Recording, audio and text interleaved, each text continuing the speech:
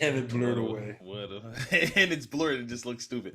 All right, welcome to episode 128 of Those Millennials podcast and YouTube show. I am your humble, grateful, extremely thankful host, K the Classic. I'm here with my nearest and dearest, my boys and friends in real life. Wow, off the top of the pod, Rell's here with his Miami Marlins shirt. What's going on, Rell? How you doing? How you feeling? What's How's your Gucci, man? pockets? How's your What's mental Gucci? health? Everything good? It is what it is. Jesse's doing his stupid ritual. And he's still not back for me to introduce him. So forget him at this The nigga moment. legit went to the bathroom. He like legit went to the bathroom. So as always at the top, we are those millennials. We give our black ass millennial opinions on basketball, hoop, pop culture, sports, and music, of course. At the top, I always like to thank our new listeners, our returning listeners, of course, because we're nothing without you. We appreciate you guys. We love you guys. Everybody that checked out our YouTube, everybody that has subscribed. We recently jumped up in subscriptions, so we want to thank you guys for that. We're close to 50 subscriptions now. We're trying to get on that road to get to 1,000, but we need you guys' help. We notice a lot of you guys watch the YouTube, but you're not subscribed. So please, please, please don't forget to like, favorite, and subscribe. Subscribe is the most important thing. And yeah, we can go from there. So, Rel, first and foremost, I mean, I wanted to start off the top and talk about you guys and how successful you guys' football season started in week 2. But I think it's only appropriate since me and you went to not every day you get to go to a championship parade. So I think it's only right that you and I talk about our home team here, the Las Vegas Aces, winning the WNBA championship, and that's going to the parade. So talk about your parade experience, and I'll talk about mine.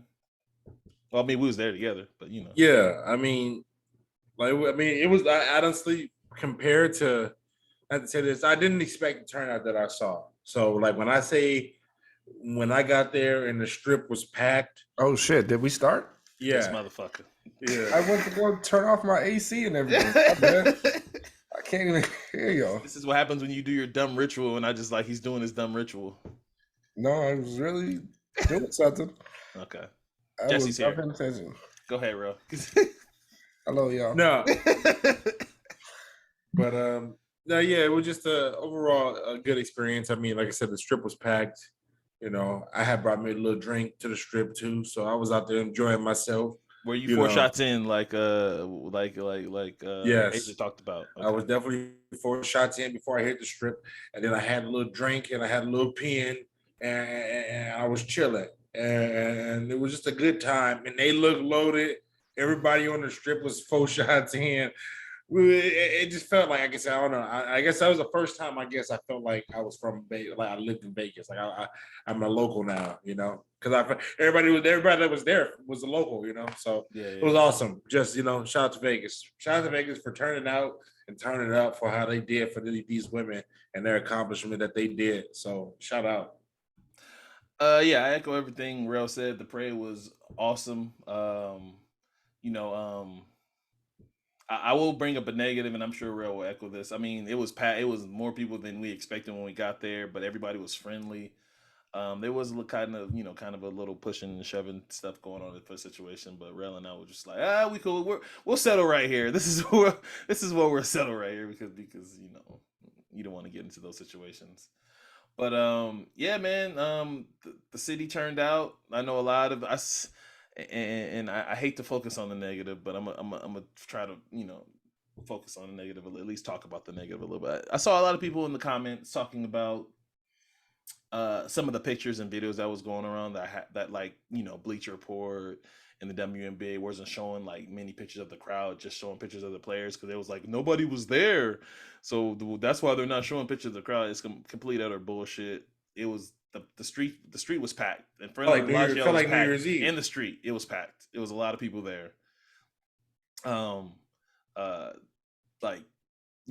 had people again focused on negative. They had people passing out from being too loaded, too intoxicated. An ambulance had walked by us a couple times.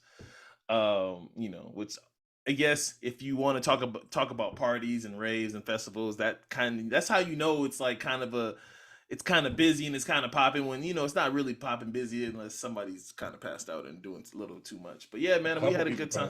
Yeah, what a perfect place to do like a parade where you can drink freely on the strip and do all that stuff. What a perfect Literally place. everybody had a drink in their hand. It was a guy walked by with no shirt on and some Speedos talking about, hey, Asia talked about folks, y'all better be 4 shots in. Asia said y'all better be 4 shots in. The only issue I have besides people talking crap about the internet about the crowd or whatever, Rell and I was kind of like parked right behind the stage and we couldn't really hear anything. I would just wish they would have had speakers that were kind of like surround speakers that we could hear everything. That's my only little gripe. Nothing a little crazy. I'm gonna be real with you. You can never hear anything at the parades. To be honest. Unless you're that's really what somebody close. said too. But you never can hear anything at those parades. But for the other than that, I had a great time. It was well worth it. The city showed up, and yeah, man. First, we were joking out there as they better enjoy this one because the Raiders not bringing one anytime soon. All right. So speaking of the Raiders and speaking of football, all right, I'm gonna give you guys this time to gloat and talk about your teams. Your NFL team, because we're going to talk a lot about basketball and stuff around basketball in this pod. So I'm going to let Jesse, your Buffalo Bills are looking like the shining light at NFL, the cream of the crop, looking like the best team. I don't want to say by far, but a lot of people are saying by far. But go ahead and gloat, man. Talk about how good your Bills looking on offense and defense. Great start. It's a long season. We 2-0. We're probably gonna lose against the Dolphins this week. Yeah. We're gonna be missing. Now it looks like we're gonna be missing our entire defensive, all of our defensive backs. So, great start. Josh Allen's looking amazing. I'm glad Diggs had a little bit of a dip last season because we didn't really have a true threat, but Josh is looking like. Now he's looking like he's able to give the ball to everybody. So who you talking about? You talking about Trayvon, brother? No, I'm talking about him. I'm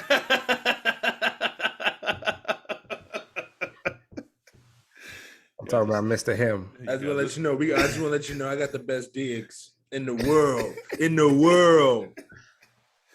Y'all stupid. Okay. If you say so. I mean. Okay. Go ahead and talk about your Cowboys and your comeback. I just wanted to shout out to 2 people right now. Diggs Island, shout out to Diggs Island. Jamar Chase came to Diggs Island and he left with 3 catches and under 51 yards. So I just want to shout out to Diggs Island. Many come to Diggs Island, not many leave with receptions. All right. So I just want to let you know that right now. It's an island over there. And shout out to the best player in football, Micah Parsons. When I'm watching on Sundays now. I mean, Josh Allen probably. It's insane. That's fine. No, Josh Allen can affect the play if he's, if he makes errant throws. Micah Parsons can affect the whole scheme. Like Josh Allen can hand the ball off and rely on a running back and need somebody to catch it.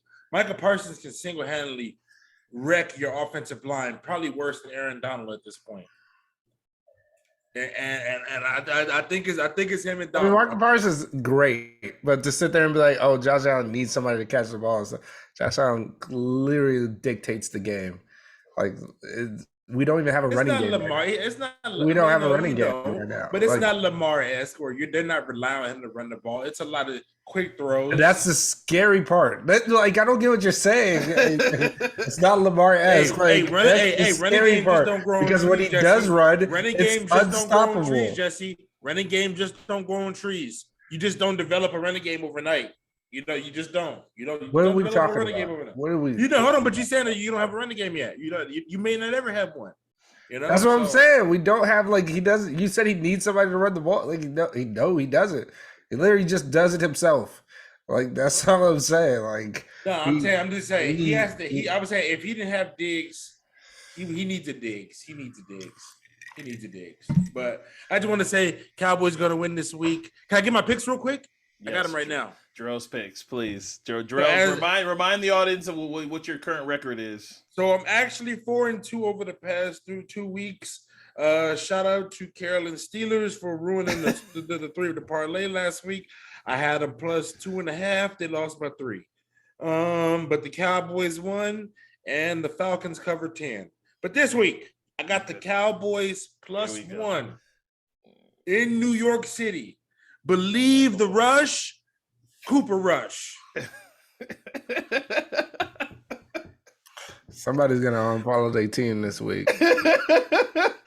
By the way, that shit is funny. Keep doing that. Keep going. I don't understand this. Everybody hit me up telling me I'm a fucking bandwagon fan. People break up all the fucking time.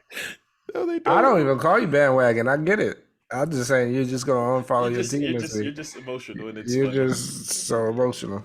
I got the Jets plus 6 versus the Bengals. Jets are frisky. Wow. The Jets are frisky. And I got the Lions plus 6 versus the Vikings. You never trust Kirk Cousins with points. I got that in the 3-team parlay. Also, a special. Here's an extra bonus 2-banger. I got the Chiefs on the money line, and I got the Bills on the money line. It gets you minus 170, which means you get double your money if you put 100. So those 2 separate parlays, Chiefs money line, Bills money line, and then that 3-banger right there. And you win money this weekend. Rell's Picks, sponsored by nobody, God, but it will be sponsored by somebody.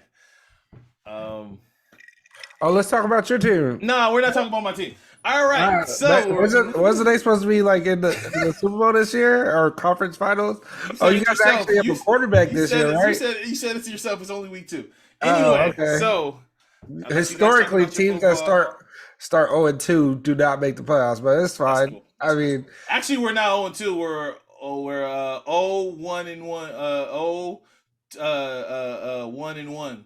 Yeah. Okay. So we're not 0-2. I mean, that's a very Matty Ice thing. It's honestly, I'd rather be 0-3 at that point. I hate the fucking tie. Anyway, all right. So obviously, a lot happened. We're gonna get to the Ime Udoka stuff, but first, we want to talk about the one of our last topics that happened because a lot transpired since our last. What are we not talking about though? Oh, thank you. Look at him saving me. So we're talking about. Let me get to my not list before we get to our actual topics. All right. So for those who are new here, my not list is a list compiled by me. They don't know anything about the list. Compiled just stuff that has happened in the week's time that we're not talking about on the podcast. So, for starters, on the not list, we are not talking about Floyd Mayweather versus Conor McGregor Part 2 because honestly, no one cares and nobody should care. Are we all in agreement that we do not care? Clearly, nobody even cared about Triple G Canelo. Looking at those numbers. Yeah, that fight too. All right. We are not talking about kids cooking NyQuil with chicken. That stupid TikTok challenge that's going on. I don't know if you guys noticed all this TikTok. Where do people come up with this dumb? What are you even talking about? So we're not talking about it. We're talking about it. So apparently, when you boil NyQuil with chicken, it strengthens the NyQuil and you can literally die from it. Why? I don't want to say the name of the challenge. What's the name of the challenge, Space? Sleepy chicken. Sleepy chicken. Why? Well, so people are actually doing this? Yes. And they're dying? Or getting really sick. Yes. Yeah, because you're mixing chicken with the NyQuil. Like, why? Why are people it's stupid. Why are people overdose? Yeah. It's bad. What was the purpose of it? It's just TikTok, the same thing. This just stupid TikTok stuff. Why are we so dumb as a society and seeking like so much clout in this world that we just do the dumbest shit? All right, that was number 2 on the not list. Number 3 on the not list, we are not talking about Future selling his publishing category for 8 figures. So all of his he sold all of his pub, all of his whole entire catalog for 8 figures. So shout out to him for getting the bag. That doesn't include his new music that he's dropping. Just includes his old previous catalog. So shout out to him. Justin Timberlake sold his for 100. So yeah. I honestly think it's dope that artists are selling, like, cash out on your catalog while you can. That's what I'm saying. You can cash out and keep making Cash out. music. Cash out. And then now you own the independent rights to it And because you can control all of it now. Yeah, It's like, people are like, oh, and people are like, oh, his career is done. I'm like, no, he control. He sold all of his old stuff. Like, he still Yeah. making stuff. So I think that's dope. This one right here, we're not talking about Tory Lanez and August Alsina fight. We're like, that's, I don't know why R&B niggas decided to do shit like that. All right, yo niggas is on one, Kev. You called these niggas out, talking about they ain't making good music. Now these niggas is fighting. Yo niggas is on one. Hey, are we ever going to talk about RSVP? You know what it Yeah, said? when they drop. Yeah, when they drop. I'm not talking about when they drop. And then obviously and to end it, we're not talking about Kanye West's interview with Good Morning America when he basically he finally, after 10 years, agreed with Sway. Sway did have the answers. All right. Hey, what did he say? Oh, so long story short, he went on Good Morning America, and he was talking about, they were talking about his departure from Gap and Yeezy brand. Wait, when did he depart from Gap? Yeah, he just left. He left Gap. He sent a statement to Gap, and his lawyer sent a statement to Gap. So he's done with Gap. Now he's in negotiations trying to get out of his Adidas deal, right? And basically, what the reporter asked him was, he's like, yeah, I'm gonna do it myself. And basically, that was what Sway was saying 10 years ago. Was like, won't you go and do this yourself? He was like, it's a little different though. So it's a little different. That's not the same. Kanye admitted himself, so I'm just telling you what he said. That's not the same. You see how the narrative. You see how you try to control the narrative, Kevin. Yeah, that's the narrative. That's what Kanye said himself. No, that's the narrative Demeter wants you to talk about. That's the Yeah, narrative. that's the narrative. That's the narrative you're talking about. Kanye said it himself. He said Sway. He said Sway did have the answers. That's what he said. I didn't say that. But I didn't say that. He said that. Yeah, but with a laugh. Even if he says it with a laugh, I think he's laughing at himself because it's like, wasn't that what you outburst? Now the TikTok guy. I know. I'm saying he's laughing at himself because it's like, obviously people are going to try to clown him for like, oh, you're doing it yourself. But it's different. At that time when he was talking about it, he didn't have this whole huge brand and following. So now he can literally do it on his own. This is a whole different. At that time, you couldn't do this. This is a whole different world today. I'm 100% agreeing with you. I'm just telling you what the man said. Well, I mean, at least his 500,000, or how much was Mr. Ball was selling his shoes for? Oh, like 4. Yeah, at least Kanye's $400 shoes will sell. Yeah, 100%. All right, so so we're gonna get to this the Phoenix Suns sale. Oh yeah, $800.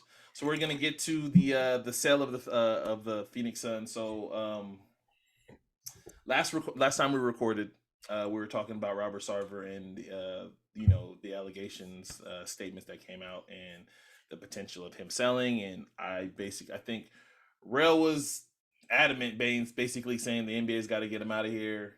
I think Jesse and I was more on the fence, where it was like, if Jesse, if I'm speaking, tell me if I'm speaking for you, if I'm misquoting you, were basically it was like, he's probably going to get out of here, but it's going to take some time. But we didn't know it was going to be in a weeks of time. Was that what you said basically, or no? That's basically what I was saying. No, basically all I was saying is, yeah, in that sense, but I was saying it's not. We were talking about him resigning and stuff. I was like, there's just no resigning. Yeah. Like, he has to sell the team. Like, that's what, I thought this was going to happen. I just didn't know it was going to happen in literally a week's of time. So basically, I think this is funny. So I said the only way he's going to get out is if you pressure it. And they did. So they did. That's 100%. What happened. So I have his statement in front of me. And I'm going to read it. So as a man of faith, I'm stopping right now.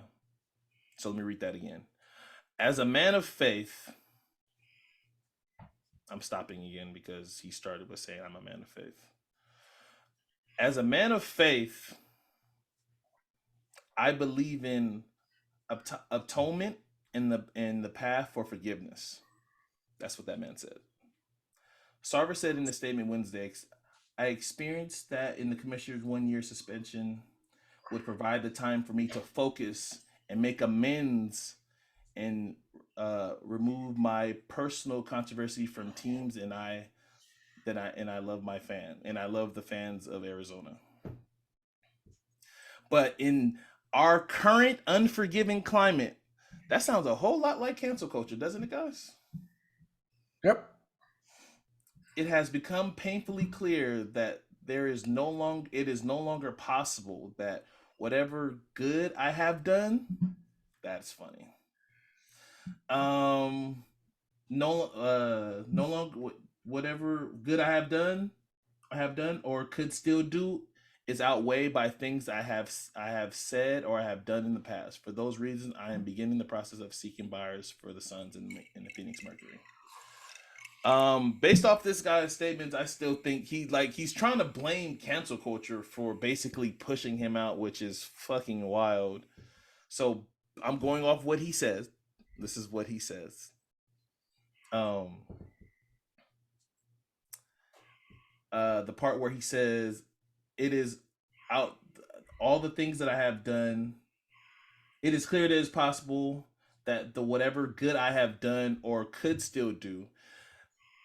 That part is wild to me because it's been 18 years of this, of like, it's been the Baxter Home report was 18 years of shit. So like maybe after the first, second, or third allegation, or you paid somebody off, you could have changed, right? After something's happened to you 1, 2, 3, 4 times, you had your chance to atone, right? Like, I'm not making that up. And then obviously, the racist comments and stuff. But yeah, so obviously he's doing the process of selling team. And before we get to the potential buyers, I want to save that kind of like towards the end. What do you guys think of the timing? And I'm gonna start with you, Jesse. What do you think of the timing of him coming out with this statement? Training camp is literally on, I think Phoenix Suns training camp is on Sunday. Why now? What made Sarver come up with this statement now? Because from what was being said and what was being talked about around the scene, he was not willing to sell the team. He was gonna just kind of go off into the sunset for a year and see how the climate was. So what do you think happened from literally a week ago when we recorded till now that made him sell the team? League and league and owner pressure. Like, I don't think it was anything that really changed his mind, and they wanted him to do it before all the press conferences and before summer, before training camp started. So it was nothing. The timing makes sense. It was better to do it then than right before the season starts or anything, because then it'll just be talked about him. So it was basically, we resolved the issue before the season even starts. His statement is clearly BS because, he had multiple opportunities of like to atone. Like, use the word atone. He was told stuff in what was it, 04 or 20? It was either 04 or 2014, one of those two, where it was just like he was told, like, hey, like they sat him down and said, hey, you need to stop doing this, and that. And he said no. Like, he literally just was like, I'm not, so he operated like a rich white owner.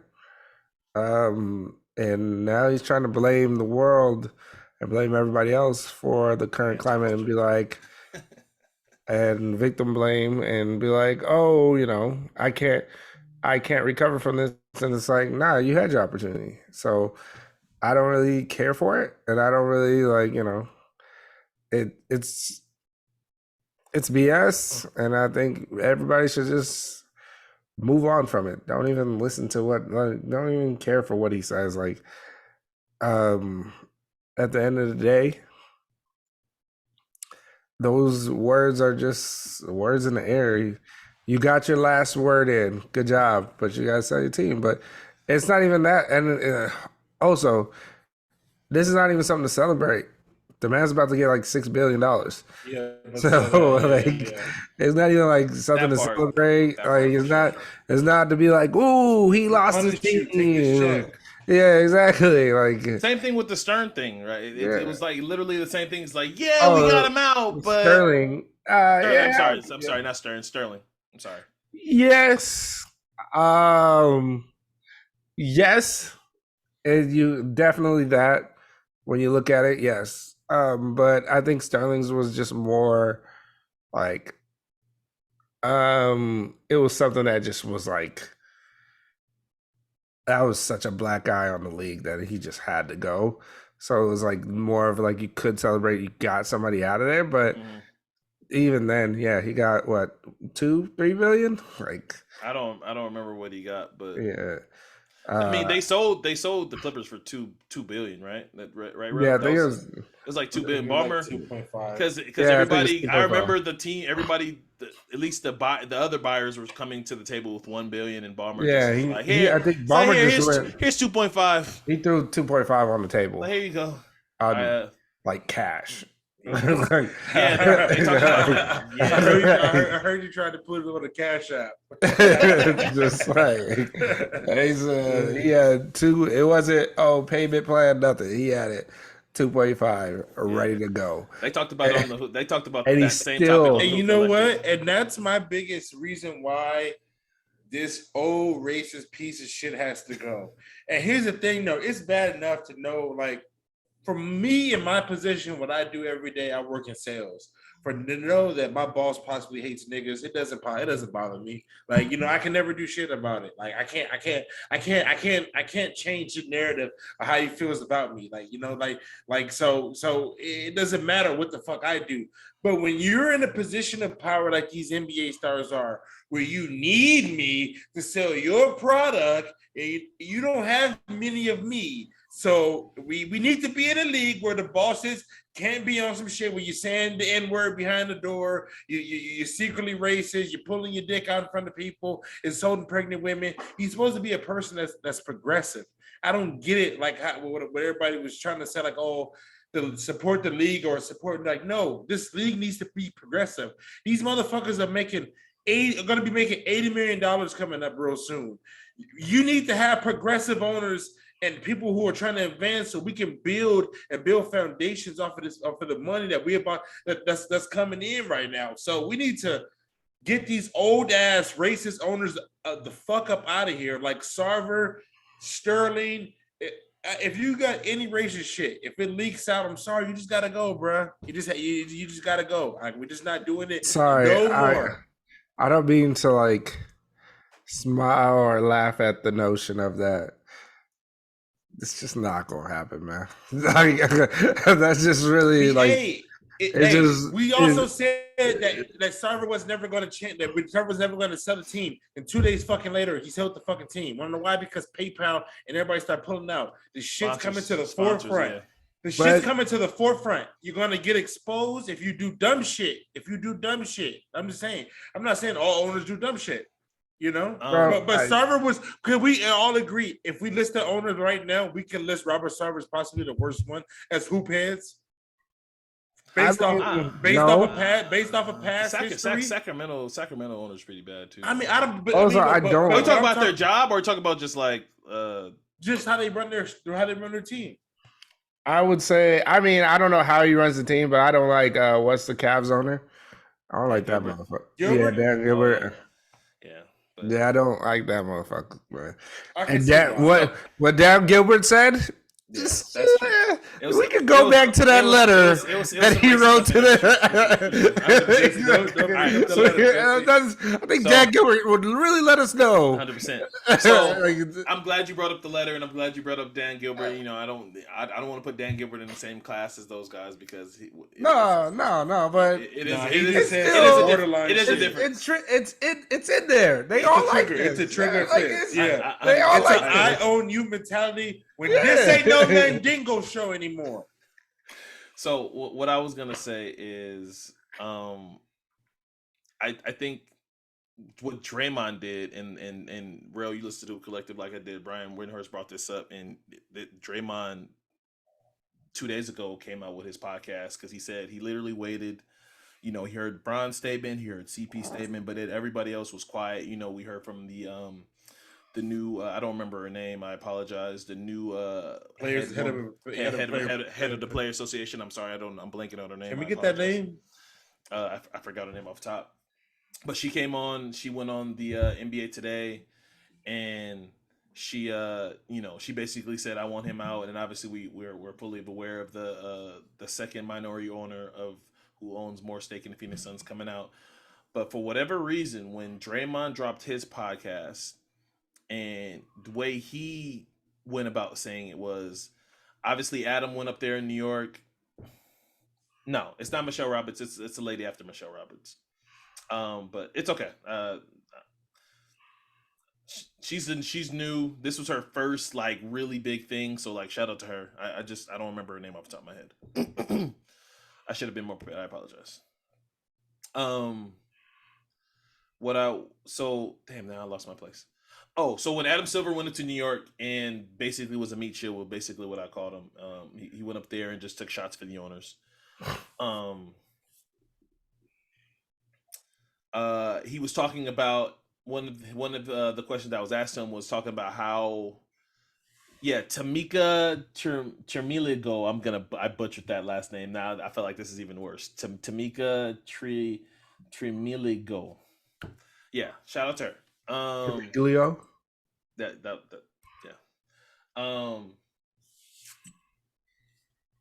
Adam was basically asked what would it take for an owner like Sarver to get moved out. Like obviously we understand it would take a vote. I think Rell, do you remember it would take like what? So there's 30 owners. It would need to be like 20. Majority had to vote. Yeah, majority had to vote. So like 24 of 24 the 30, 24 of the 30 would have to vote yes to get him out. Yeah. So Draymond basically said, like, let's have the vote. Like, even if it's just like, let's have the vote to just see, because that no owner, even if the votes doesn't get out, which is gonna get out, whoever votes for who, whatever. If you vote for Sarver or against Sarver, the fact that you vote and say if the news doesn't get out, say if the who voted for who doesn't get out, and Sarver stays in and he wasn't voted out. Everybody all the owners are looked at like they voted for Sarver, and you know what I'm saying, in favor of Sarver. And they were all fearful of that. And then obviously the other move was Draymond saying that on his podcast, everybody listened to it. And then media day, again, Suns media day is Sunday. And then everybody else's media day is throughout the week. It's going to be constantly asked through the media. So you're going to hear Bron and CP3 came out because they're prominent. Obviously CP3 was a head of the player association. LeBron's LeBron. But like, once media day happens, you get players like Devin Booker saying stuff. You get, coaches like Monty Williams saying something. You get Steve Kerr, who used to work for the Phoenix Suns, and just left, and we still quite don't know why he left. You get him saying something. It just adds more pressure. And I haven't even brought up the sponsors yet. So like, and then according to Bill Simmons, I listened to Bill Simmons before we hit record right now, and he was basically saying like, there was behind the doors pressure from other owners that was telling him like, yo, you gotta get out of here. You're fucking it up for us. Like, you gotta go. Like we don't want this to get out, but like, you gotta go. You gotta bounce. You're fucking up for all of us. And just because you fucked up. I mean, that's basically what we were saying last week. Like, if we really put it in a nutshell, it's not really like, oh, everybody's like, oh, or what Robert Sarver said, and people that agree with him, cancel culture or woke people or all the blame you put it on.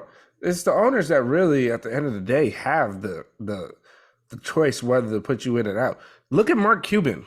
The way how Mark Cuban was able to keep his team is incredible, because what he did was basically eat crow. Yeah. And say, I didn't pay attention to this, and we all believed him. And for what I know, I still believe him. He said, I don't pay. This is not my. This is this side of the basketball operations versus this side. This is the side I pay attention to. I give this to. He got rid of that person, got rid of all those people, all those executives, all of that stuff. It was a messy situation, and he vowed to fix it. And Robert Sarver did the opposite, because Robert Sarver is he's a man with power and money. So, he thought he is what he is. He's the old guard. That being said, like, it would have had to take all of them to sit there and say, like, look, this is just going to get more messier. And I'll just say this. When it comes to cancel culture and all that stuff, people that are like try to bow up against it, usually it takes like a year, and then you can come back and do whatever. I don't see how he can be gone for a year and we like, Robert Sarver's fine. Right. Now, that part. We also wouldn't pay attention to Robert Sarver, so he would have been able to just like skate after a while. He's not Mark Cuban. He's not one of the owners that's like out there. Yeah, that's so that he's not Ballmer. You know what I'm saying? So it's like, look, we easily forgot about Dan Gilbert because LeBron went back to the Cavs. Right. Even though I hate Dan Gilbert, I will never forget what he said. The Wizards owners is terrible ownership. Like they have a terrible front office. Like because they're greedy with their money. They're basically like the Bengals of the basketball. And if anybody that doesn't know the Bengals, Cincinnati Bengals are notoriously known for being cheap with their money. So, and don't re-sign players, and don't. They don't even have practice facility. They built it right outside the stadium. Exactly. And now everybody will probably say, well, they paid John Wall. Yeah, they paid John Wall and didn't give him a team. just gave him, like, I mean, they drafted Beal, but they got lucky. Aren't the Wizards up for sale too? Or possibly? There's talks about them being up for sale too. That was the rumor, because if they were going to be sold, everybody thought that was going to bring Kevin Durant. All right. Speaking of the sale, so I think it's time for us to talk about potential people. There's been names thrown out here and there. Obviously the name that's always thrown out is the big bad wolf, Mr. Jeff Bezos himself. Is it in the budget, Kevin? Please, y'all want to put our piece up together and buy the Phoenix Suns? I'll do it. I mean, who got the best credit? It's not even that. They won't let them. No, go ahead and say it. Go ahead and say it, Jess. Go ahead and say it. I don't know. We're a little too to be our pigment to be majority owners. They'll let us be minority owners. We can't scrape up $2.5 million together as a. I seen Eddie. It happened in Eddie. We should be able to scrape up 2.5, or at least have somebody borrow 2.5 for us. I mean, we can go to obviously the Seattle owner group has been brought up, but I think they're just going to wait for their team. Brian Windhorst brought up Barack Obama, which I was like, holy shit, if Barack Obama decides to buy a team, he can get some names in there. He can get Charles Barkley on there. He can get Charles. He can get a lot of people. Apparently, that's another thing too. So apparently, a couple years ago, Barkley was supposed to be part of the ownership group with Sarver. I'm sure he's happy he didn't do that. There apparently there's a group out here in Vegas. What was the name of the group? I think they own Sands. I forgot the name of the group, but there's a group out here in Vegas. They're probably waiting for the Vegas team as well. So is LeBron. There was, if LeBron wants to retire right now, they own the Venetian Hotel. They own the Venetian Hotel. Let's be honest. Whoever it is, we're not gonna know until they do it. So that's another thing too. Is this really something we can really talk about? But who is this really interesting to try we got the small victory, but this is gonna take months. This is a month-long process. This is gonna take a long time. I think it should be Larry Ellison. He was going to buy the Warriors right up. Larry Ellison, he fucking owns part of the Oracle building. You know what I'm saying? Like, he owns part of the Oracle building. He was going to buy the Warriors. Goober and Joe Lacob came in at the last second and stole the shit from him. Swooped up, yeah. Swooping in the last second, so I think Larry Ellison, he was really, I think he was, I don't know, he was just a big name that I've learned. I've read up on NBA owners and shit before, so he's one. I think that he should be in line to get there, because but like Bill Simmons made a point today that I wanted to get to. Mm-hmm. I didn't know the Suns were such a value, because the Suns. They are. Yeah. He said in the NBA there's 8 houses on the landscape. I wish I remember the house he said. I know he said the Lakers. No, he said there's 30 houses, but like these there's 8 big houses that are the best houses on the island. Yeah, and he said it's the Lakers. Yeah, and he said, go ahead. Well, I don't know. It was the Lakers. Can I guess? Yeah, please. I would guess Miami. Yeah, they were iffy, but they were on the list. Suns. Yes. I'll make this fast instead of a guessing game. The Chicago Bulls. I was going to say the Bulls. Chicago Bulls. The Los Angeles Lakers. I was going to say probably the Clippers now. No, the Clippers weren't on the list. The Warriors. Well, Warriors, of course. Probably Boston. Boston would probably be up. Boston Celtics. And the Knicks, obviously. The Knicks. I think that was 8, right? Yeah, that was 8. 6. Yeah. That was 6. But the other 2, probably Detroit. Probably Detroit. No, not Detroit. He didn't say Detroit. But basically, that there's prime houses on this real estate, and the Phoenix Suns is one of them. And I agree, because it was a destination state, obviously, years ago. Chris Paul actually did come here. He chose to come here. This was Kevin Durant's first destination when the trade rumors came out, where Kevin Durant wanted to come. So yeah, man, it's like I said, it's a small little victory. Sarver's gone, and this is going to take a month-long process. We're going to be paying attention.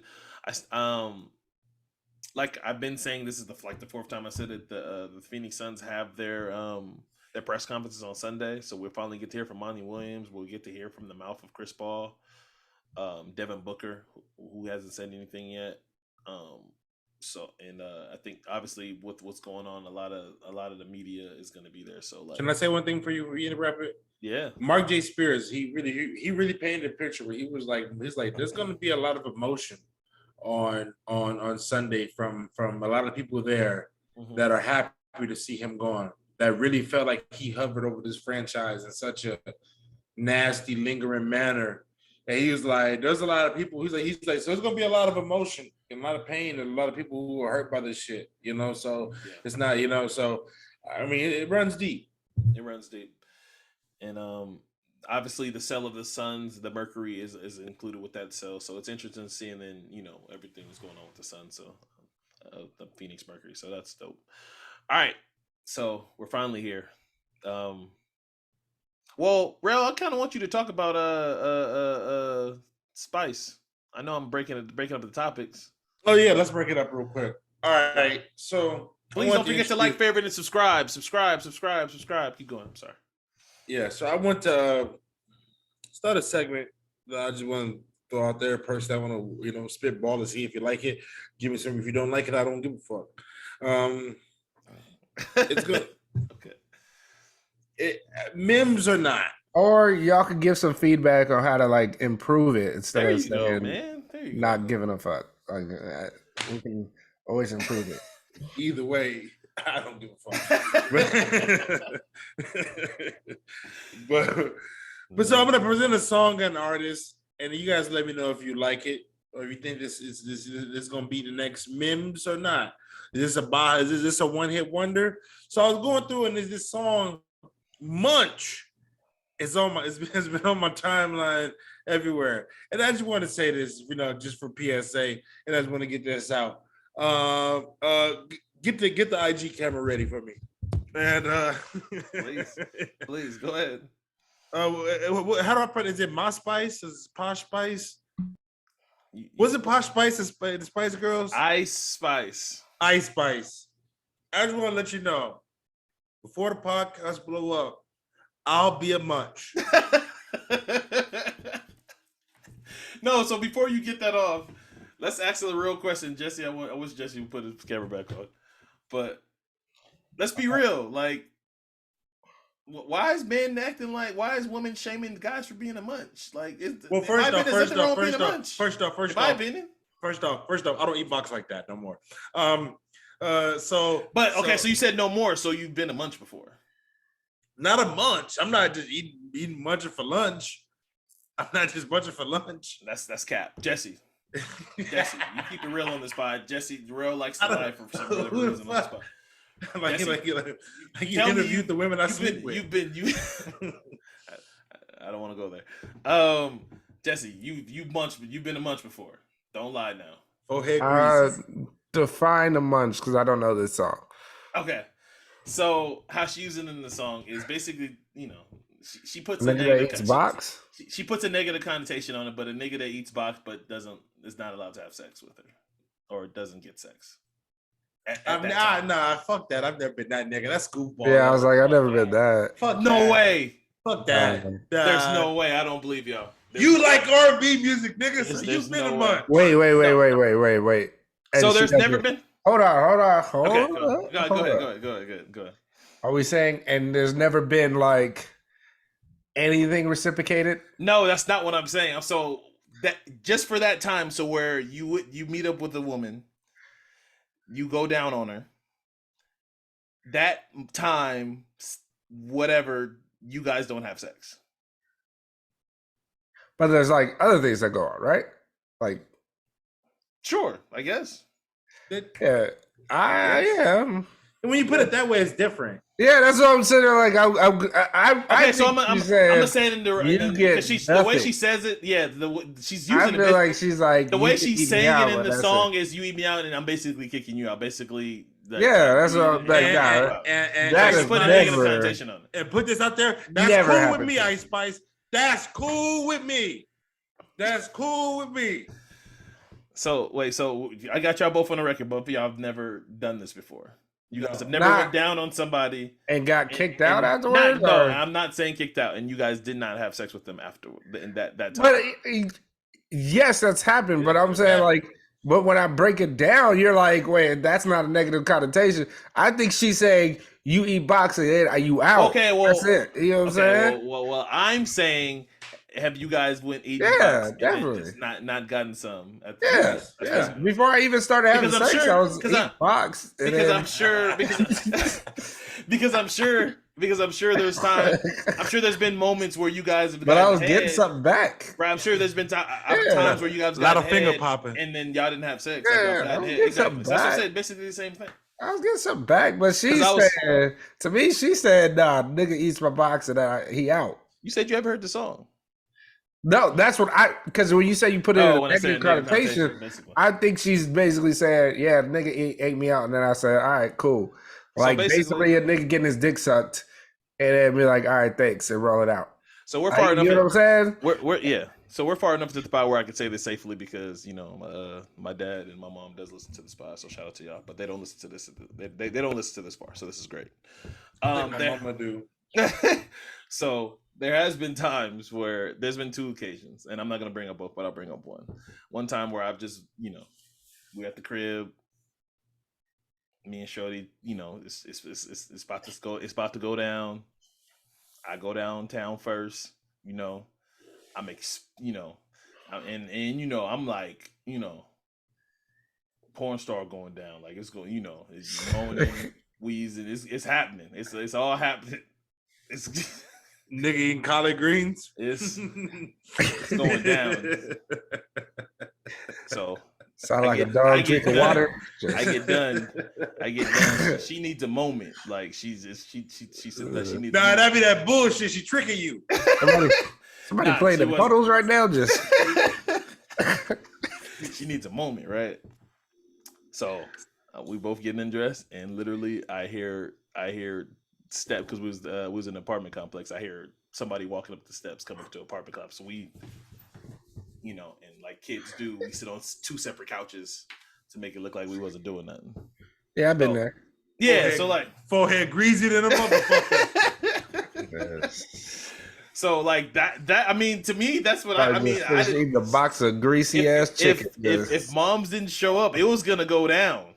but it didn't go down. So Yeah, that's different though. Like, But, yeah, how that's you, different. but how you just sit in the living room with just, I got the pussy on my face. No napkins, nothing. Just can you give me your yeah, that's what happened. Like you just sitting somebody's house with pussy on your face, Kevin. Yeah, hey, that's what happened. I'm not hiding from it. That's what happened. I have definitely been there. Been there. I'm not. I've definitely been there. So to answer the question, yes, I've been a munch. I have been a munch. That's my short and sweet answer. Yeah, I ain't, and All I right. got no problem. I've ate pops before. I'm not gonna lie. But that's not a munch. Like That's not a munch. That's not a I gotta hear the munch. song. You weren't even a munch, Kevin. Like, no, I don't consider that. Like, I don't think that's what she's saying. Yeah, she's not saying what how you putting it. Poseidon, look up the lyrics.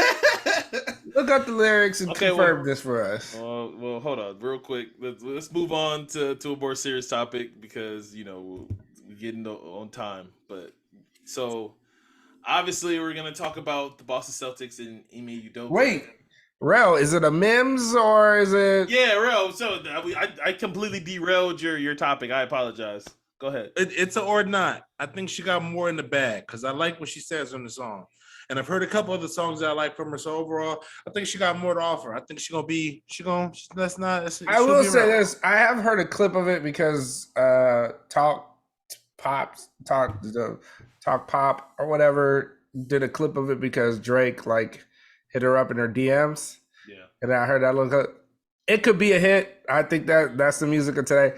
I don't like that flow. I don't like that sound. That's probably why I just never listened to the song. That's not.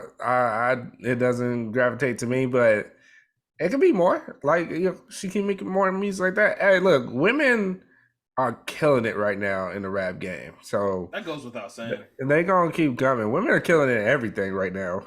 Black women, and so I want it to be more than that. So we good. All right. So obviously, thank God we recorded a little later because this Ime Udoka story has been developing this entire. Well, it started last night when Woj was really cryptic about. It started off by just Woj saying Ime Udoka will be suspended from the Boston Celtics, but he didn't give a reason why. And then an hour later, Shams came out and basically confirmed that it was because he was having a consensual relationship with a team staffer. And all in be truth, that's all we know at this point. But the interneted, and thank God we didn't record earlier in the day because I actually took into account some of the media outlets that were posting a certain staffer that people were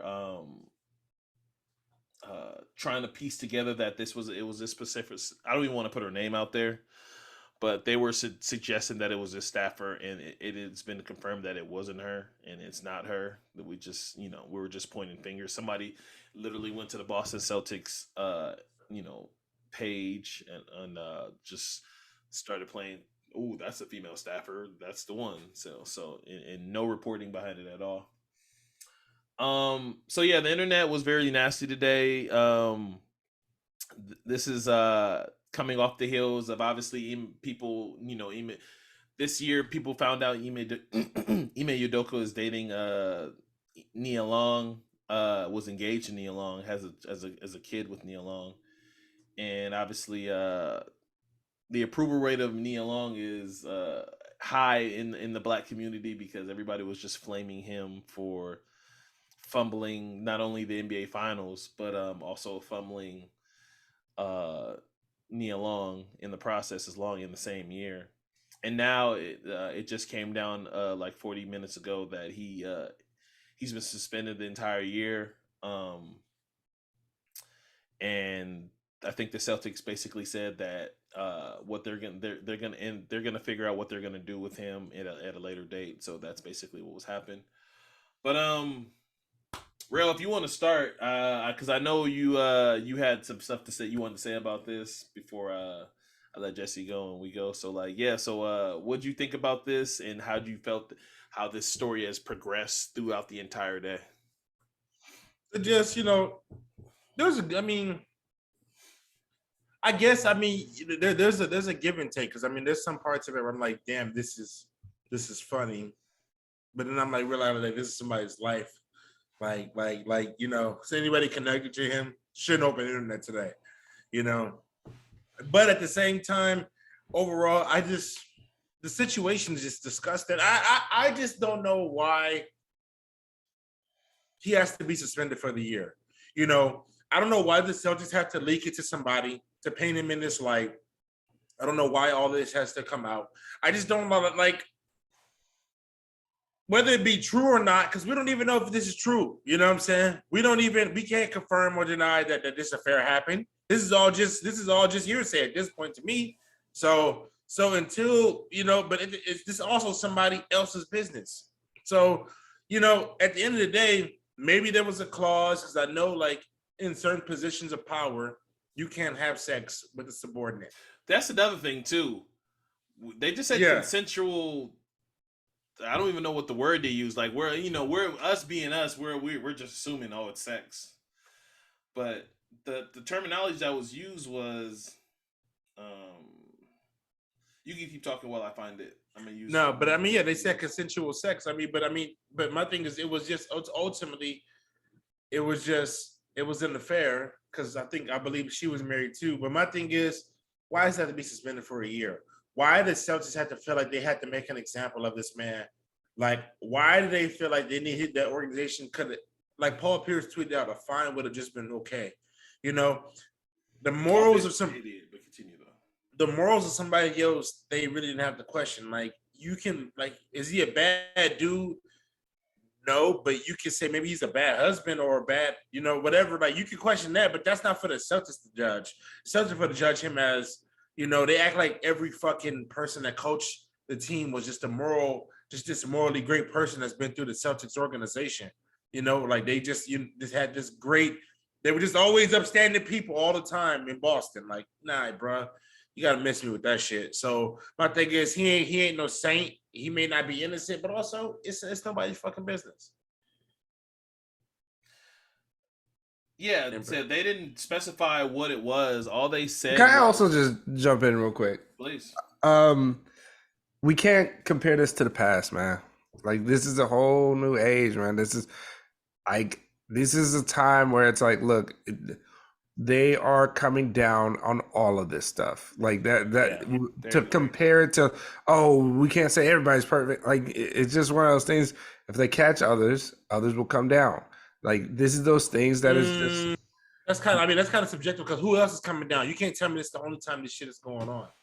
We don't know yet. You're trying to say who else? We don't know yet. But this is the biggest name right now. We don't know when it internally happens. This is the coach, the head coach. I mean, but you said people you said people coming down on this. Like, it's like, yeah, maybe from the position, but at the end of the day, it's two adults. But he's being attractive. But you're looking at it. These are two adults. This is an improper relationship with someone who was most likely been handled internally under him.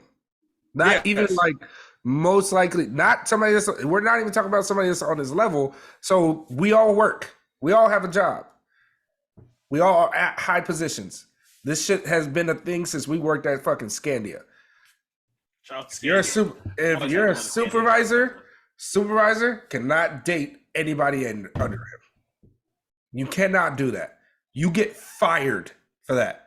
You get fired. My boy just got fired for that. Nigga, that's Scandia, bro. That's Scandia, bro. No, I'm not talking about Scandia. Scandia will let you get away with that shit. I'm talking about real businesses. Oh yeah, real places. I get fired for that at the fucking Academy Museum. I get fired for that. My boy just got fired for that, and he's a fucking manager but the Celtics at Amazon. Could have handled that internally. I just feel like what's internal? He's the head coach. He's the face of the organization. You could have just handled it internally, because it became messy when you brought the suspension out. And then so handling internally, and then an article comes out, and then what happens? You play PR control and you get. This is the thing about it. That's the server shit. You played PR when what was the first thing that what was the first thing that Sarver I did? got to disagree with you because the difference between the Sarver thing is obviously these were two adults that if they started with No, I'm saying how you. I'm not talking about what happened. I'm talking about how they handled it PR wise. Okay. I'm talking about how they handled it PR wise. Sarver shit. First thing Sarver did, both him and the president put out a fucking statement before anything came out. Before Baxter shit. Well, no, after Baxter shit. After there was Baxter rumors. shit. Then when there was after a rumor, he put out shit and said something trying to defend himself. Now they're not trying to have these mistakes no more. They're not trying. So what it is, you made that mistake. You're gonna get that time. Handling it internally, all it does is what happened. What is being handled internally? Why is he being fined? Why is he? And then you find out, wait, he was having a relationship with some. That's a bigger. And he's the coach. He's the head coach. Right. So it's like one of those things where it's like, I'm not saying that the punishment fits the crime or anything. I'm just saying I understand completely why they're doing it and why this is a whole different age. Doing all that stuff, it's just and yeah, exactly. If it would be, Poseidon saying it would be worse if she ended up pregnant or something happens.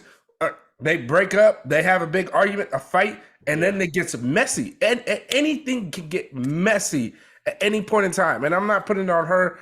It could be on him. It could be his wife finds out. All this stuff could have made. I was about to say, so Carolyn, he's not. Well, he was engaged to Neil Long. They weren't married, but this is what Carolyn said, and this is what kind of swayed me in this because at first I was just like Jarrell, we're just like none of this shit is our business. The boss. No, it's not. I hate that it's like I feel bad for messy for this shit. Like none of this is like, and I hate like I hate how it was handled. Like I hate how it was handled. I hated when the and this is taking it back a little bit. I hated when the Nick Young and D'Angelo Russell thing came out with Iggy Azalea. Like I hated that shit. I was just like, that ain't none of our business. That's them. Which that was actually more social media than it was fucking. Yeah, TMZ did that. I think. Yeah, but that was like a TMZ shit. TMZ is the reasoning for doing that shit. You know what I'm saying? Oh god, space is stupid. Like I said, I don't like any of this stuff. So I was more on Rell side. Like this Boston Celtics, like you're messy as fuck. Like you have like your team is pulling in the right. Obviously the what's the name of their big man again? Rob, I'm blanking on his name. Robert Williams. Robert Williams news was awful that came out this week. Obviously that he's going to need surgery to fix something that they already did surgery for. Like, but besides that, like there were sports books having the Boston again. I know I'm taking them to basketball on the court shit, but just hear me out right. Well, I'm trying to get somewhere. The Robert Williams news wasn't great, but all these sports books, obviously you guys got Malcolm Brogdon in the offseason, which was obviously by all accounts was a home run. Everybody was loving that they got him and they didn't have to give up anybody in their core. Ime Udoka, if I remember correctly, won Coach of the Year, right? Oh no, it was Monty Williams, right? Monty Williams won Coach of the Year. I think it was one of those two. One of those. Yeah. I forgot who it was. I apologize. But Ime Udoka had like the best approval rating. It was Monty. Yeah. So Space just said it was Monty. Ime Udoka, he probably finished second then, but Ime Udoka had like one of the best approval ratings in Boston sports history because they were trying to fix the image of Boston because he was a black head coach, which obviously we all know the history of Boston and how that looks. And they also had a very bad start. They had a bad start, but they came back and they just turned it around after the All-Star break. Yeah. Jason Tatum looking like you had Jarrell coming in on this podcast calling Jason Tatum a top 5 player in the NBA. Yeah. Yeah, remember that, Rell? And like they were swinging. They were in the NBA Finals. They were 2-1 against the Warriors, and we all know what happened then. But they lost. But like this man was at the top of the NBA mountain with a team that was coming back, and they were coming back with arguably one of the best rosters young rosters, and they were going to be right back in the thick of things. And then this happens. Why would again, to me, this is me kind of signing with Rell. Just like, why would you do again, like to do this to your team? And I don't want to say it's kind of self-sabotage because I don't know what that man was going through. Yeah, we don't. I'm not gonna. But I have. Doesn't mean you don't follow the rules. I 100%. That's true. But what swayed me was what Space was saying was that what if she's just a staffer.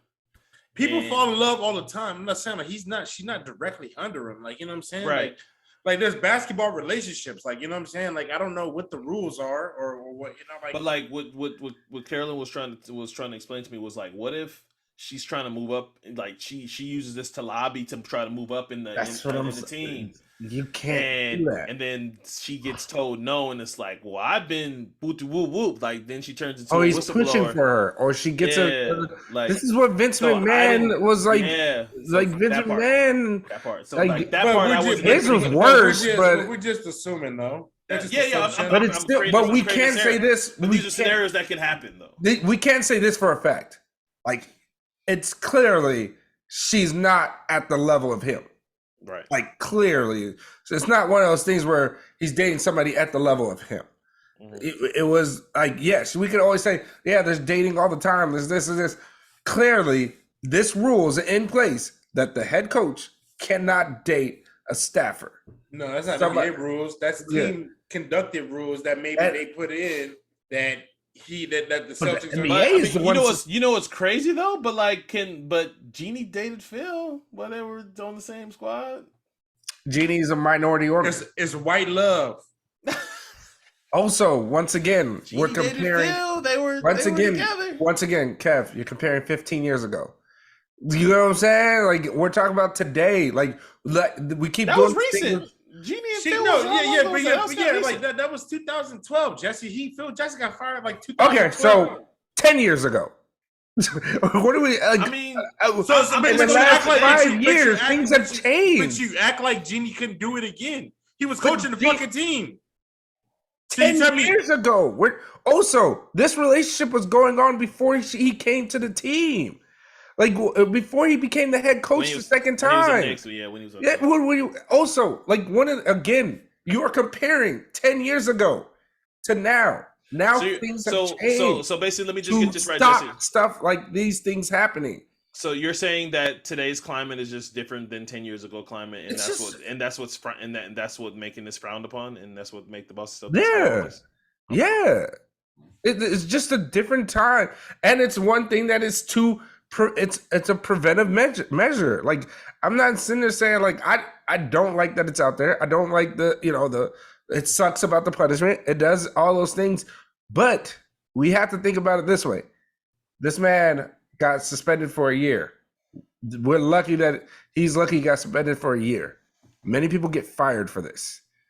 The thing is, a lot of this stuff is we can sit there and say these things. I honestly feel like if the Celtics don't make it to the finals, they probably just let him go. It's just that he just did an awesome job. His performance was out of the park. And also, he still is in line to lose his job. If that assistant coach does a great job, that same assistant coach who had domestic violence issues about 10 years ago, and now he's coaching the same team. That's crazy. Then they can get rid of him. That's crazy how they draw the morale line. There is no drawing a morale line. Rell, you are trying to do this thing of, but he did this. What about that? Like this whataboutism. Like if he did that, then they will get rid of him. Like that. If that's the thing, they investigate it. They get rid of him. That's just the thing about it. I'm just saying. What's the difference? Like I said, I'm just saying, like you're comparing. The difference is you're trying to compare it as one thing. That's the difference. I'm just saying they're not the same. They castrating his brother a little bit too much for my taste. Who's castrating him? Who's castrating? Turn on the fucking internet for 30 seconds today and see. All right, we're talking about people that are not real people, bro. Like We're not talking about. I mean, no, not even real people. It's writers. It was a lot of blue checks. It was a lot of people. Women. What are you talking about? Like, go online for 30 If you're gonna tell me about the internet, bro, I'm not listening to the internet. Like, that's all I got to say. Like, people can say whatever they want. It's a rule. He broke a rule, and he knew what the consequence of the rule was. I'm not defending. Like, I'm not, as much as I don't like it, as much as it's a rule. Let's stop sitting there. Well, but this and that and this, like, things have changed. Let's understand it. I'm really torn on this because on one hand, I feel just because we continue to look at things from the past, and it's this has happened, and it's like, yeah, but it happened. Looking at it from, but we're learning that shit wasn't okay then. No, you're talking about from the aspect that he's just using it to try to use leverage against her for possible gain. What if they was just legitimately just fucking? What if it was just that? What if it was? It's just against the rule. What part of it? It's against the rule. But you're saying that he can use it for capital gain. This is the reason why they have to do it. I'm just like, that's the reason they have the rule in place, not because of him and doing that. They have this rule in place to stop things like this. It's a preventative measure. It is a thing to stop it from continuing to happen. This is not something where I'm sitting there saying like, oh, this is why they're suspending them for a year. I'm saying this is why the rule is created in the first place. This is why this is not even something that's new in a workplace. This is not something new in the workplace. When I sit there and say, I know people that have been fired for this shit. He's not a fucking bank teller. He's a head coach. So I'm just saying. And that means what? Now we're in different rules for different people. We don't work like me and you. So we want to play that game? Just like we want to play that game that does different rules for different people. Because Jarrell, you're the same person. This nigga gets paid this much, and while I work everything, and while this nigga can show up to practice, you're that same dude. When have I said that? When have I said that? When have I said that on this podcast? Kev, we want to play that. I said that on this podcast. Kev, we want to play that. Oh, let's go find it. Let's go find it. Let's talk about it. But what I'm saying is we're gonna talk Ben Simmons. We're gonna talk Ben Simmons. I'm just saying. We're gonna talk Ben Simmons. Well, you said Ben Simmons get paid millions.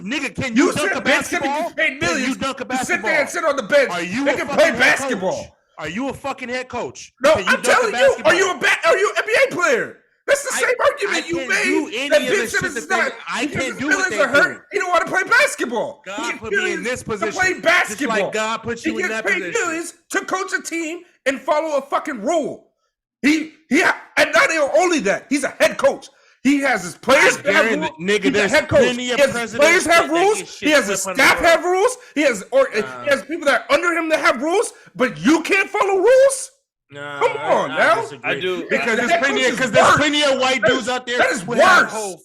This ain't a white black thing. Stop. This ain't a white black thing. It is. This ain't a white black thing. No, it's not. Because we're trying to do things, and I'm talking simply of a rule. I don't think a white black thing would say the way it's a white black thing is that it's out there. Because you're going to jump to any side. Broke a fucking rule. No, you're just going to jump to the side of let's just defend women when he may not. He just may have. I'm not defending a woman. No, you're just going to. No, you're just no. You're always just going to jump to the side of. I'm going to defend to make sure the woman's perspective is defending this when she could have been equally involved in this just as much as he is. They said it was consensual, but you can't do it. It's a broken rule. What part of it's a rule you can't break? They are both in the problematic. That's what I said because like I said, and we can move on. We don't know what's going to happen to her yet.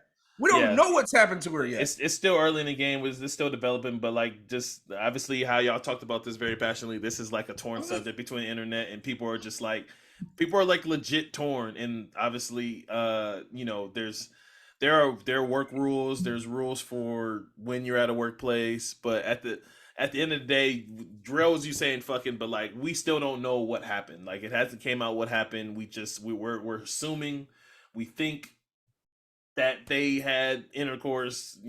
That's the only thing that makes sense. But it could like dating, all that stuff. You just can't do it. I'm not condoning it. I'm just saying that there's just plenty of people out there who get shit covered up. And I'm not saying covered up. I'm saying handled with proper terminology where there's counseling, there's all types of shit. Yeah. There's reprimands, there's there's other shit that you can do within your corporation if you feel somebody you're gonna keep. To public castrate somebody by suspending them is like on a consensual situation. We're on the same page. And we still haven't heard anything But the that's like thing happened to is- her too. That's another thing too. The Like thing that's, is, that we're other shoe saying hasn't publicly dropped. castrate him. When I tell you, Rell, niggas, like I'm telling you right now, literally just 2 days ago, I found out my boy got fired. Like my brother, literally on his birthday, got fired for this. It's consensual. It was consensual. It was something that is like he just like my brother just got promoted to this position. The same day they went to celebrate his promotion.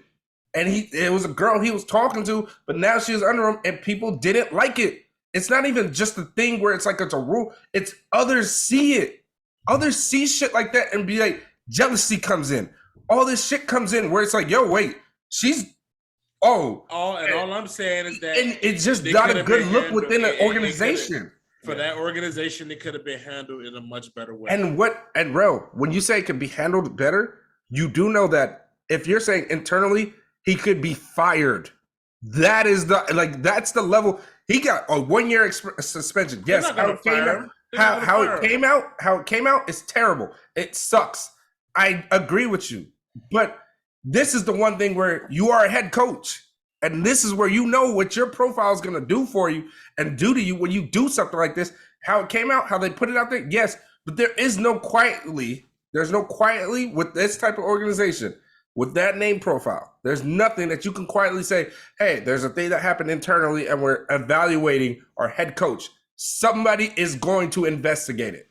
When people invest, like whatever we make a fucking year, like in us, but when teams invest X amount of millions of dollars into somebody, it's called an investment. So you kind of, like, yeah, you may have fucked up, but I feel like if this was an actual job, then maybe if you made a lot of money, maybe you would get reprimanded, you maybe get written up, counseling, behind cloud, whatever it was. But to publicly suspend it for a year, I don't think like to call the NBA a choir fucking boy league is that most asinine shit ever, because I'm pretty sure doing that though. That's what I'm just saying though. Like they're just drawing this humongous line, like, hey, like here's a 1 year suspension, like for this. I'm just like fuck. And just like, we gotta remember, this is just the Boston Celtics that come from and then we can move on to this and talk about this. But this is no action has come from the NBA because I guess the Boston Celtics are handling this. But all right. Also, side note, wasn't this the same issue? Wait, hold on. Wasn't this the issue for Isaiah Thomas with the Knicks? That was a big problem. Years ago. Yeah. That was a big issue. Yeah. Because she came out with a lawsuit, but it was like he was dating. Space said that was different. I do think if this was the Spurs, that none of this gets out though. That's another interesting thing. Anyway. So Jesse already hinted at it. We don't have to talk about this long because that topic already went long, and I do want to get to millennial thoughts. Ben Simmons finally broke his silence. It was actually appropriate because obviously he's gonna have a mic in front of him next week anyway for the Brooklyn Nets. He went on JJ Redick's podcast, and shout out to JJ Redick. He's it goes without saying JJ Redick is one of the best in the game. He went on there and said a whole lot of stuff. He cleared up a lot of stuff that was going on the internet as far as him shooting, where his mental space is, and the mental struggles that he went through with the Philadelphia 76ers, how he felt about Joel and Doc throwing him under the bus. Did he really leave that group chat with the Brooklyn Nets? The reason why he didn't play in Game 4 with the Brooklyn Nets when everybody thought all the reports was he's gonna play. What else am I missing? Obviously, the play that everybody, including myself, killed him for him passing the ball up when he had Trae Young behind him after he spun off of I forgot who he spun off of. But yeah, he talked about a whole lot. I did feel like JJ was lobbying to him early in the pod, but you're supposed to soften your guests before you answer the tough questions. Rell, did you listen to the podcast? Yeah, I listened to it. What did you take from it? I don't have a lot to say on it. I don't know, Jesse, did you listen to it at all? No, Okay, I don't care. Okay. What he has to say. What do you think? What did you think of the podcast, Rel?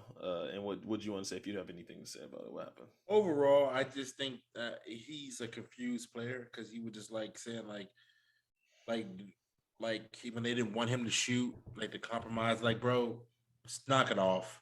Like everybody wants you to shoot. That's a part of basketball. It's a part of your game. Like it's a part of development is being at least a decent shooter. And he's like, people wanted me to shoot and I don't want to know how to fucking shoot. So JJ told him, he was like, I was your teammate for like 2-3 years. Like I've seen you shoot free throws. I've seen you shoot 3-pointers, spot up threes. And I don't understand why you just didn't take them. He seems like he's a confused player. I mean, even when he said something where he said, he had his jersey in his pocket, not his cell phone. That part killed me. I felt like that was cap. I forgot about that. I felt like that was cap. Are we really gonna believe anything this man says? No. Because everything y'all saying just sounds like an excuse to just like cover up shit. Like so to clear up to the audience, whoever listens, I'm sorry, excuse me, whoever's listened to it in Jesse as well. But so when he went to practice, right? And he got sent home by Doc Rivers because people were saying that he was half running and he had a cell phone in his pocket. His explanation, I was going to say excuse. His explanation on the pod was basically, yeah, everybody was saying that I had my phone in my pocket and I was texting, but I really had my jersey in my pocket. And I was just like... Which was something that was said to correct it. Like he actually had his jersey in his pocket, but it was like... Come on, dog. A whole like even then when he said it, it was like there's a huge difference between what your jersey looks like and what a cell phone looks like. I don't care what the fuck you had. It's one of those things where, all right, I watched clips and it's just one of those things where they try to base it to like one thing, right? Oh, people were saying I had my jersey in my pocket, and correct me if he does clarify this other thing, and people said I had my phone in my pocket, but I had my jersey in my pocket. But explain why you were not practicing hard. Like, I don't care about that. He said he could barely move. He said he could barely move. Well, no, at that point, he said he wasn't ready. He said he went into Doc's office before practice and told Doc, hey, I'm not ready. Like, I'm not mentally ready. And Doc basically said, I don't give a fuck. But, yeah. Okay, fine. He wants to talk about the play and say everybody made this play bigger than what it was. Boom, boom, play. And it was a boom, boom play. All right, look. All right, my nigga. It's like, look, bro, like, here's my thing about it. And it's just like how y'all talked about him. He said, if I don't want to shoot, I'm not going to shoot. Like, you're explaining it in this way where it's like, well, it was just so fast and I anticipated something. The reason why you're anticipating that is because you didn't want to shoot. Like, you weren't shooting this entire game. Not to cut you off, Jesse. He made it seem like Matisse Thybulle was like Stromile Swift because he was like, I dumped it off the.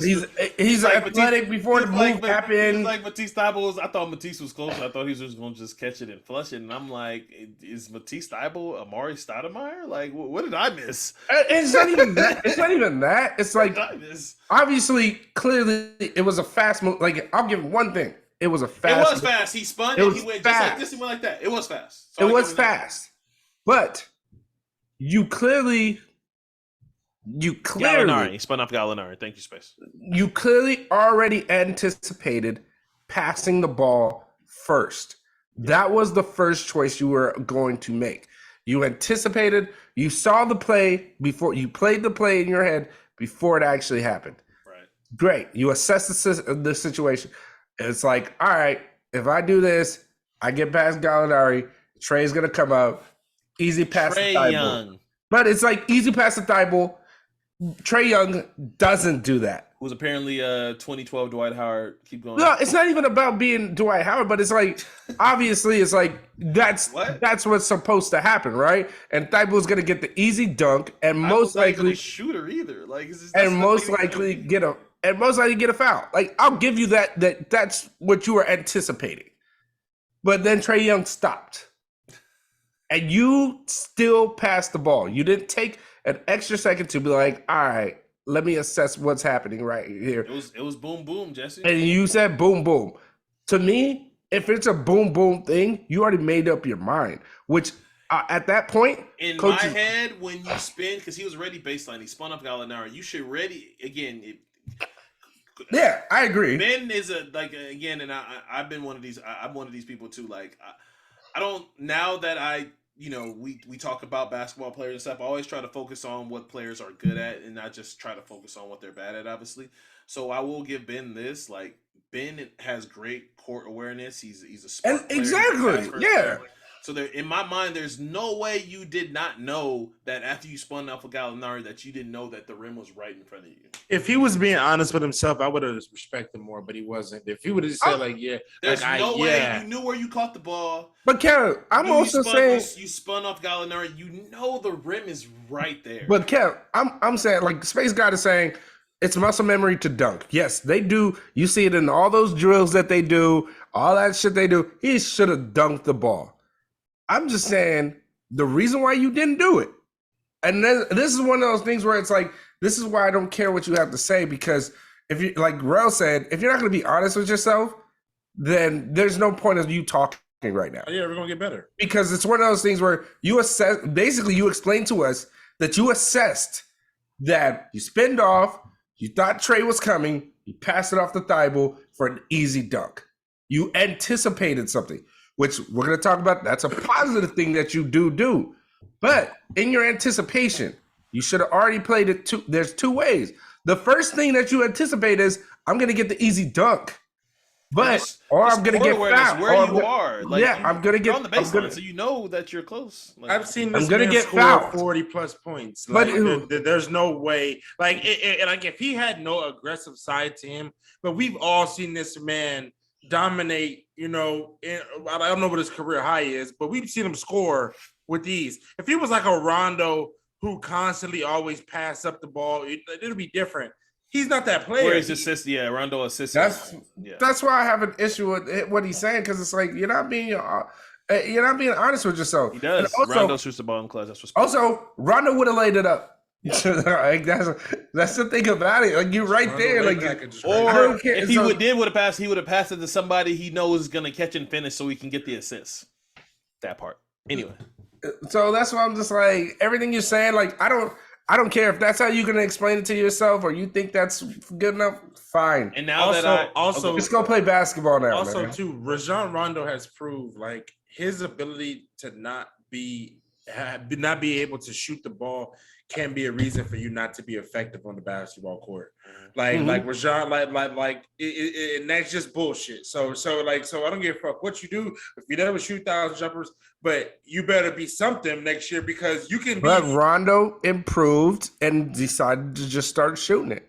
Yeah, but even if he doesn't shoot it, Ben Simmons can be so effective on the court by just being smart, because he knows how to play the game of basketball. If he can just set screens, short roll, make plays, dunk on people for fucking time to time, I don't know. I just feel like there's a role cut out for him if he just accepts it. So Ben said he's at. So in closing with this, Ben said he's at 100%. He can't, obviously, he said all the right things. All right, let's go play basketball, bro. He's fully aware. He's fully aware that now that I pay attention to this stuff, we do this stuff on the podcast. I really do pay attention to like timing of this stuff. And I just did feel like it was interesting that, because Ben's going to have a microphone in his face that he can't avoid next week.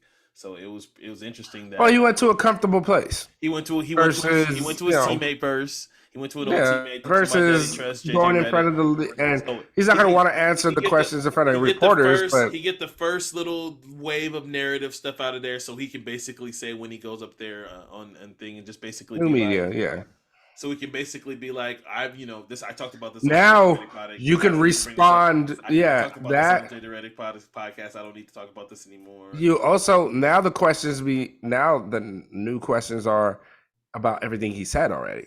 Basically, that's the new question. That's the question. It's like, yeah, you talked about this on JJ Red, but I wanted to clarify. It's going to be a lot of that. So I'm glad but on a serious note, I'm glad he says he's in a better mental space. And, I empathize with him, with that. I know there was a lot of connotations about, what was going on with his mental space, but I empathize with him there. All right. What's funny is, and he definitely doesn't have to do this, but every time he got criticized, he would like text or talk to those that criticize him, and then those people will come back on television and be like, he says he's going through. I don't really care about the basketball stuff. What happened has happened. Is like you explaining it away it doesn't change what happened. I'd rather you just talk about what you were going through that year, like what the difficult stuff was, what was hard, what was, because most people after they say I had a difficult year and I went through, they will tell you what they went through. Obviously, So that's exactly what happened with John Wall, and I implore anybody anybody that hasn't read that John Wall Players Tribune piece, please exactly do yourself a favor and read it. All right, so millennial thoughts. Ro, do you want to go first, or would you want me to go? Oh, you go. Okay. Boom. All right, so mine is gonna be short and sweet. Hopefully it's gonna be short and sweet. So surprise, it's gonna be about LeBron James. So LeBron, next week Thursday, the LeBron 20 comes out. His 20th model in his sneaker brand. I don't think it's being talked about enough how actually incredible it is that a player is on his 20th sneaker. And I know Jordan has 37 models now, if I remember correctly off the top of my head. I think 37 models. But he didn't play in a nice chunk of them, like over 12 models. He hasn't played in them. Bron's played in every model, even though the 11 he didn't like, and obviously from all intents and purposes, it was rumors that he didn't like the 19. But now, if you guys have seen pictures of it, the LeBron 20 they literally scrapped what was going on with the 19. It's a completely different sneaker. Jason Petrie, who's been working on the LeBron model since, I want to say, the LeBron 3. I could be wrong about that, but it was early. It's before the 5. He's been the same. LeBron's had the same engineer, the same designer for the LeBron model all the way through, Jason Petrie. They went back to the lab and created the LeBron 20, which looks nothing like it's one of the most simplest, nicest silhouettes. It's a low top. They said that his sons had a lot of input on the shoe. He wanted to prioritize younger players and players youth, what kind of sneakers they want to play in. And obviously a lot of people like to play in the lower tops because of Kobe popularized it. So yeah, man, the LeBron 20 comes out Thursday. It's one of this colorway is coming out. I forgot the name of it, but it's not one of the best looking colorways, but I do plan on grabbing this model because it's a really good looking sneaker. But I did think it was interesting. So LeBron's played in every 20 of his sneakers. Kevin Durant's on his 15 sneakers, so he's up there as well. Allen Iverson made it to 14 silhouettes. If you let Reebok tell you, there's only been 4 silhouettes because for whatever reason they won't retro any of the ugly ones, but whatever. Now I'm blanking. I believe Carmelo Anthony made it to Carmelo Anthony, obviously he's had his model discontinued, but I believe he made it all the way to 13. Chris Paul made it to like 14. So like this is rare air for LeBron James. I don't think anybody's made it to 20 and played in all 20. MJ's obviously played in a lot of his models. I think he stopped at 23 because that's when he retired.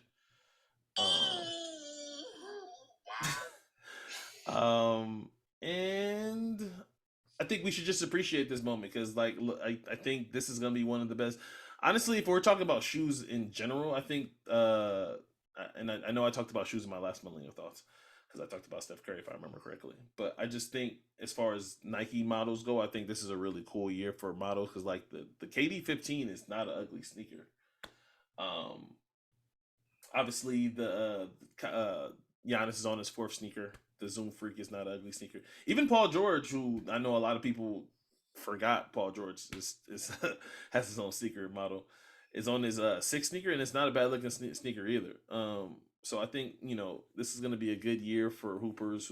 There's going to be a lot of options, and I know Devin Booker is the face of the Nike Zoom Cut, which from what I heard is a really really cool model. It's like their new hyper dunk thing that they're doing. So I think that's really dope. But yeah, man, I thought that was cool. I can't wait to grab my hands on the LeBron 20 because I think they can do some really cool things with this silhouette because it's simple. If anybody cares about tech, basketball sneaker tech, the sole's made of Cushlong. There's a zoom unit there's like a 38, 36 zoom unit in the back of the heel. It's like they have carbon fiber on a carbon fiber shank. They haven't really came out and talked about what the material is. It reminds me of it's a really tight woven thing. It reminds me of like a thicker hacky But yeah, I think it's gonna be one of the best sneakers out, man. And I'm kind of scared to wear low top sneakers, but I think I'm gonna give this one a shot. So if anybody else wants to go and do their millennial thoughts, I am done. All right, mine's it's gonna be we'll make it quick, but I just want to talk about this whole Brett Favre situation. So Brett Favre is recently, as of today, actually, in the deal announced by the U.S. Justice Department, John Davis, the former director of the Mississippi Department of Human Services, into the plea deal on Thursday for his role in the scheme that misdirected more than $70 million in welfare earmarked to support the state's nearest residents. And this dude was basically tied to Brett Favre, and Brett Favre tried to embezzle $8 million to build his daughter a new volleyball stadium at the University of Mississippi. And it's just fucking insane to me. Like, I wish this show would get covered. Like, I wish ESPN would keep that same energy for somebody being a piece of shit. But Brett Favre is a fucking terrible person. Like, the text message he's basically just asking, like, can his stupid ass in the text message saying, can you ever leak these text messages back to me? And everything gets leaked back to him ultimately. Because the deal just got agreed to today. So shit's about to get real for him. So ultimately, I hope you go to jail because you're a piece of shit. And just like how they mentioned the wrongdoings of T.O. when they, bring up his Hall of Fame and the reason why they kept him out, T.O. was never arrested. So, T.O. may have been a problem on the field, but he was passionate, but like I said, if he's a receiver, they call it a problem. So bring up the same bullshit when you bring up Brett Favre's name from here on out, that he was a bullshitter, he was a scam artist, and he tried to embezzle his home fucking state of which he grew up in for $8 million of welfare checks to build his daughter a fucking volleyball court when there's people out there with no water. My grandmother's from Mississippi, so that place is near and dear to my heart. Brett Favre, fuck you. That's mine.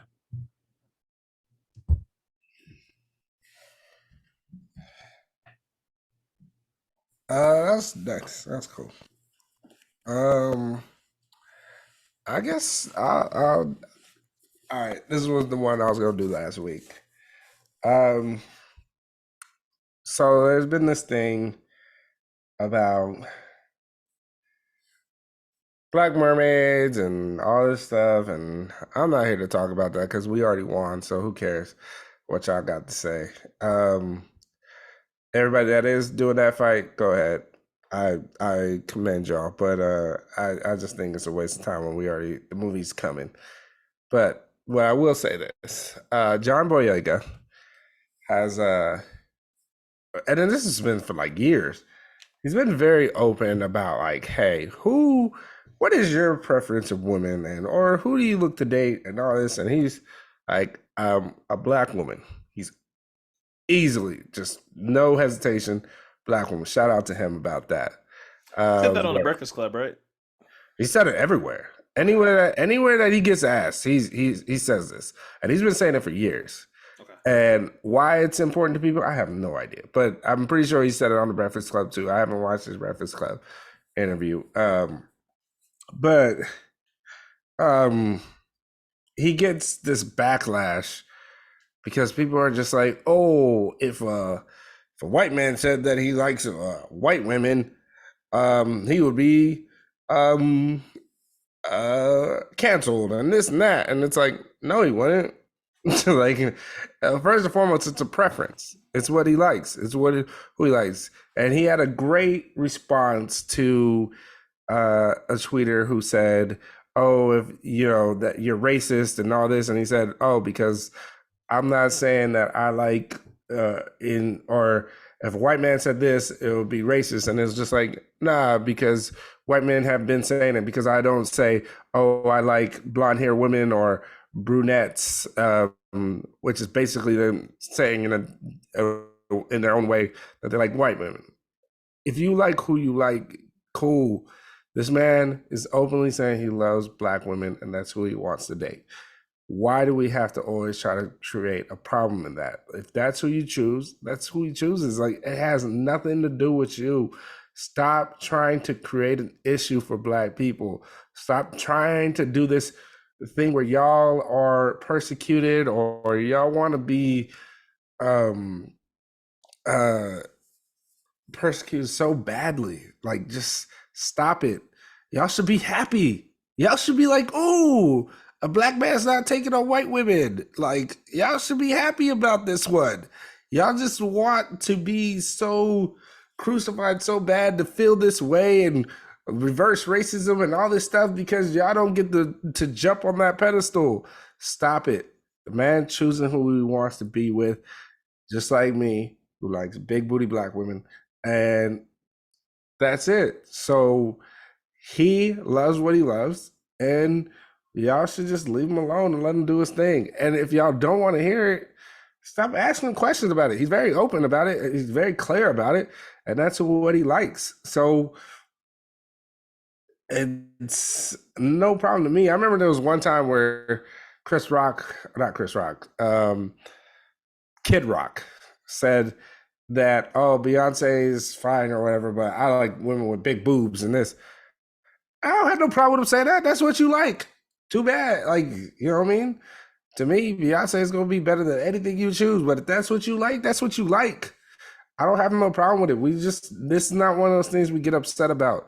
If that's what you choose, you know what I mean? Go for it.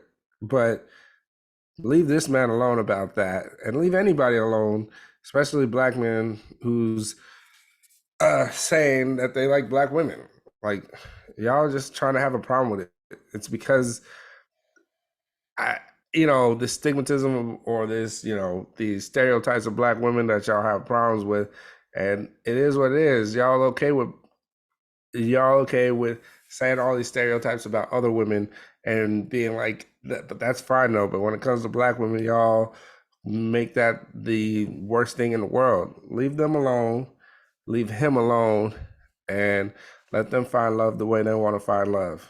Y'all just have a problem because black women are starting to take over the world. All right. Well said. I liked everybody's millennial thoughts. I hope so. Well I'm said. a little tipsy, so I was kind of all over the place. Well As you can said. see, I'm fucking sweating. It's fucking hot. You popped the molly? Nah, just tipsy. Okay. Yeah, you didn't get the reference. Anyway. I get what you're saying. I'm popping mollies. I don't want Rell already put it out there that he does mushrooms before shows. I don't want everybody to think it's ruggies around here. That's true. I drive for a living, so I definitely don't want people to think that I'm a druggie. All right, man. That concludes our episode today. Thank you for all our new subscribers. Anybody that's watched this, anybody that's checked this out, please don't forget to like, favorite, and subscribe. If you're listening to us on Apple Podcasts, please leave a comment, rate it as well. If you're listening to us on Spotify, I believe Spotify now has a little rating system, so please rate us over there as well. And same thing as YouTube. Comment, rate the episode. It helps the show go a long way.